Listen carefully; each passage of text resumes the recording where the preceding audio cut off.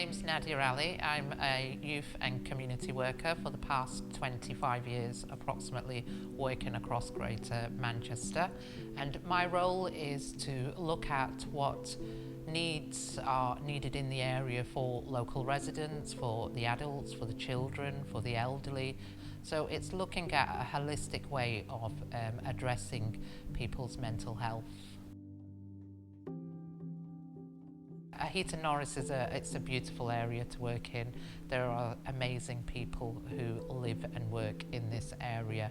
It is an area what they call priority 1 area in Stockport, which means it does have quite high deprivation in the area. So it's got a high unemployment rates, etc. And so our role is to just make sure that we are signposting people to positive activities and looking at setting up, sustaining and maintaining and developing resources for them. It also seems to be an area where we have a lot of influx of asylum seekers and refugees coming into the area, so we have to address their needs as well. And it's a very vibrant place to live and work in. So we do have contributions from families who come and give us food that they might have spare items in their cupboard that they don't want to get rid of, so they give that to us. We make sure we would use that within our groups that we work with on a weekly basis.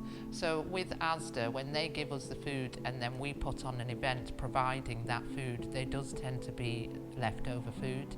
We will make sure that all that food goes to the families. We never leave it in the community centre, so we always make sure we will share with those families who we know they need it, they desperately need it, and we just know that we don't need to ask them. We know from the relationships that we've built with those families who are the most vulnerable and the most needy when it comes to food parcels.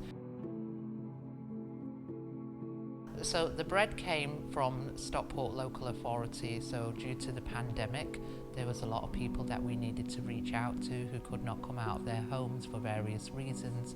So there was an offer made of bread contribution.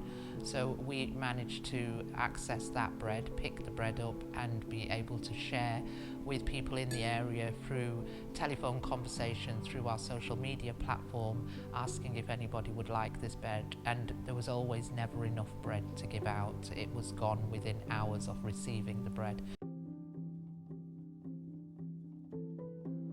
So one of the changes that we made was that we had to adapt our service. So most of our services have been within this building. We provide different groups according to the needs of the local people. Obviously, due to the pandemic, we had to close our doors.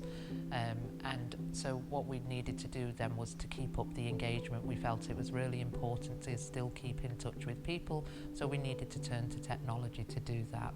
And that was by using our telephones a lot more, picking up the phone and speaking to people, using Zoom and Teams so that we're still connecting with our colleagues. And then we went out and did some detached work. I think what's good from a community centre point of view is that we've realised that not everything can be achieved by delivering in-house services.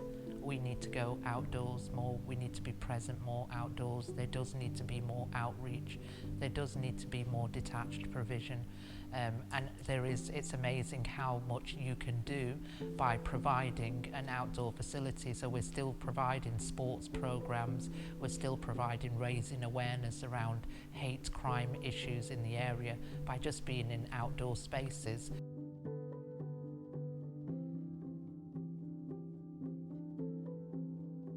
So we've started a new piece of work, and we have been speaking to the children and young people about the space the communal space that they have and what would they like to do with it. And the young people's responses have been that they would like to learn how to grow their own vegetables, their own herbs, their own spices and fruits if possible. It's something they think that it would help make the area look cleaner. It would help give them more ownership of the area and more responsibility in maintaining the area, making sure that it's clean.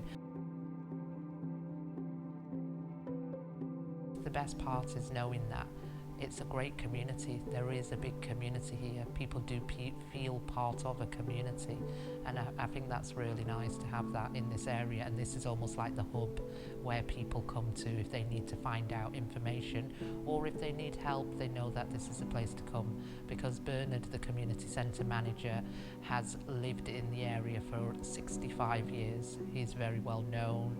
He's, renowned for his community work that he does, so everyone knows if nobody has the answer, Bernard will have the answer.